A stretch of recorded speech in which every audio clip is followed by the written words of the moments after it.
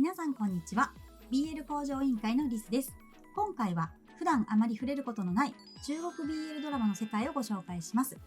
中国 BL の現状、そして2025年に話題となった逆愛と水前の見どころを日本の BL との違いも交えながらたっぷり解説していきます。作品紹介の前に中国での BL 事情を少し紹介します。中国ではボーイズラブや LGBTQ を題材にした映像作品への規制が年々厳しくなっている中、それに負けずに脚本を工夫したり、キャラクターの関係性を曖昧に描いたり、配信ルートを海外経由にしたりと、様々な方法で制作や公開が続けられています。ここで注目したいのはファンの行動です。中国のファンたちは VPN を使ったり、海外の配信サイトに登録したりと、面倒な手続きをものともせずに作品を見ています。さらに SNS で熱い気持ちを配信してコミュニティを盛り上げ続けているんです。こうした行動はただ見るだけではなく BL への熱い思いをファン同士や世間に伝える方法にもなっています。さらに面白いのが検閲によって生まれた伏せ字や隠語の文化です。中国 BL では政府の厳しい規制を避けるため同性愛的な描写を直接書かず、代わりにガラスという言葉を使うことがあります。これはボーイズラブの頭文字 BL と中国語でのボディの発音が似ていることに由来しています。作品名やキャラクター名を少し変えたり、巧みに表現をぼかしたりするのも同じ工夫の一つ。規制があるからこそ生まれたこうした文化がファン同士のつながりや独自の楽しみ方を支えているんです。日本との違いで言うと、おっさんずラブが放送された時はテレビを通して社会全体で認知され、みんなで盛り上がったというイメージがありますよね。でも中国では公式に放送できない分、熱量はファンの自主性や行動力、そして想像力によって支えられているんです。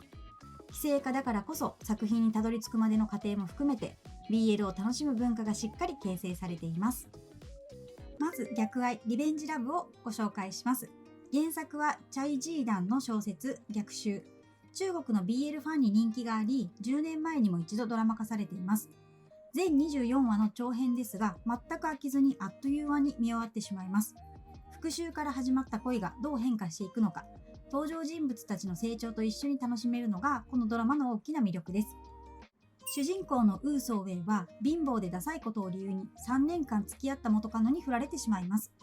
振られた悔しさや怒りを胸に彼は見返してやると決意。そこで思いついたのが元カノの現在の恋人、金持ちの御曹司チーチョンに近づく作戦です。最初は純粋に復讐のためだけの行動で、どうやって誘惑して相手を落とすか計算しながら動くウーソーウェイ。しかし計画通りにいかないのが恋の不思議なところ。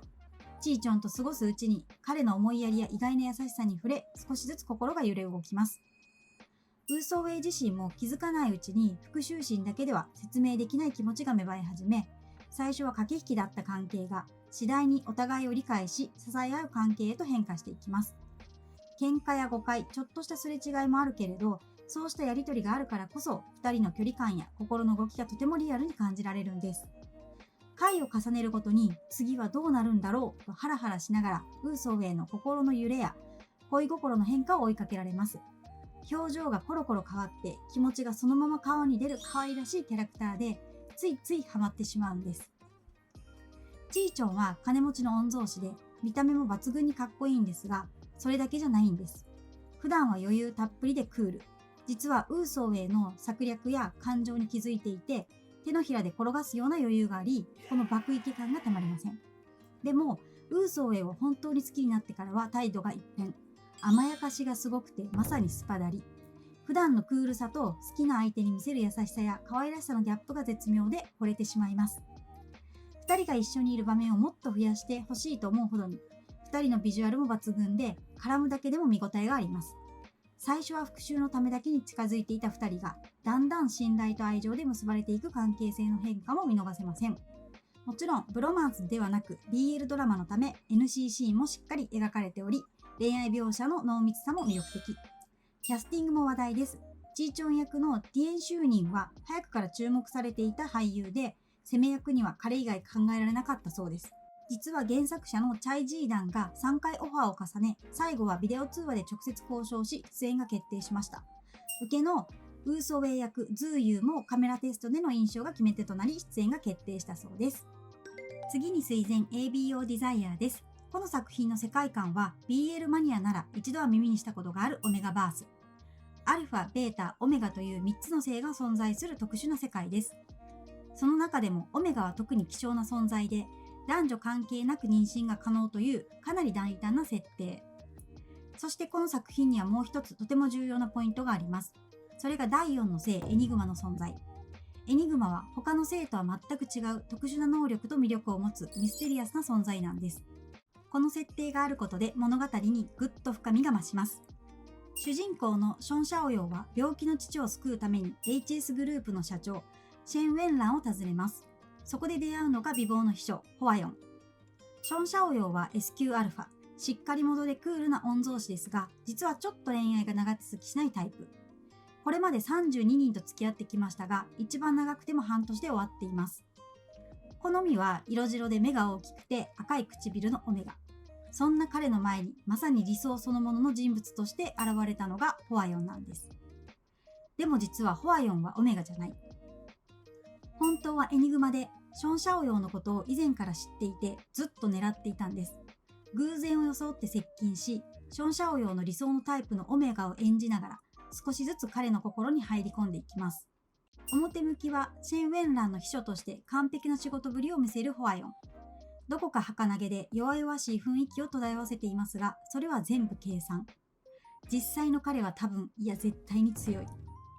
受けキャラかと思いきやまさかの攻めというギャップも最高なんです。ション・シャオヨーはそんなホワヨンを最初はタイプのオメガくらいにしか思ってなかったのに、だんだん惹かれていってしまう。まっすぐな視線、少し切なげな表情、それらが全部計算だと気づかないまま心をつかまれていく姿がたまりません。そしてホワヨンの執着とション・シャオヨーの理性がぶつかるたび、物語は一気に緊張感を増していきます。二人の間に芽生えるのはただの恋じゃない、もっと深く抜け出せない絆のようなもの。一度ハマったら最後、この先どうなるのと視聴者を離さない中毒性があります。さらに物語の核心には身分の差や体質という大きな壁が立ちはだかる。甘さの裏に潜む痛み、信じることの難しさ、恋の美しさと残酷さが容赦なく突きつけられます。原作者はノン・ジエン、監督プロデューサーも兼任しており、制作意図が作品にしっかり反映されています。ここまで中国 BL ドラマ逆愛と水前の魅力をご紹介しました。この2作品が多くの人を引きつけるのは丁寧な心理描写、ユニークな世界観、そして映像と演技のクオリティに見応えが生まれているからです。日本 BL ではなかなか味わえない中国 BL ならではの魅力。一度見たらついハマってしまうこと間違いなしです。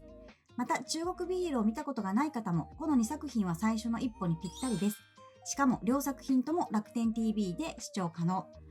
逆愛は全24話で楽天 TV 販売本数ランキングで12週連続1位を獲得した人気作です。水前は全16話でエピソードが配信中。ぜひ自分の目でその世界観と魅力を体感してみてください。今回は中国 BL の全体像と逆愛、水前のざっくりとした見どころをご紹介しました。でもまだまだ語り尽くせません。次回はキャラクターの心理や名シーン、そして胸熱ポイントを徹底的に深掘りします。この2作品を見た人もまだ見てない人もなるほどと沼が広がるはずです。感想や推しポイント、気になる中国 BL 作品があればぜひコメント欄で教えてください。もしこの動画が少しでも面白いと感じたら高評価ボタンとチャンネル登録で応援いただけると嬉しいです。BL 向上委員会ではこれからも国内外の BL 作品の魅力をたっぷりお届けします。それではまた次回の動画でお会いしましょう。